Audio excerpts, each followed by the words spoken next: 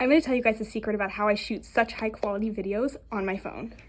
Videos like this, and this, and even this. This is literally such a simple tip too. The number one iPhone feature that you guys are sleeping on is cinematic mode. You need to be shooting in cinematic mode if you aren't already. Cinematic mode is found directly on your iPhone from your iPhone's camera app.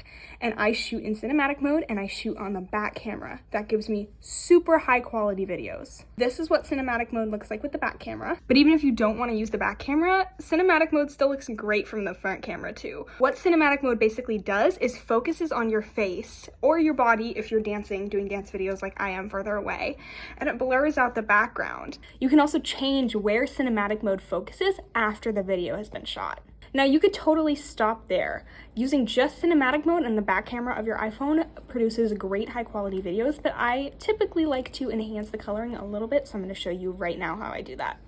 I use an app called TON Filters with that little triangle. I click on it, I select the video I want, and then I can scroll through these filters. They don't change your appearance or anything, they just kind of enhance the color.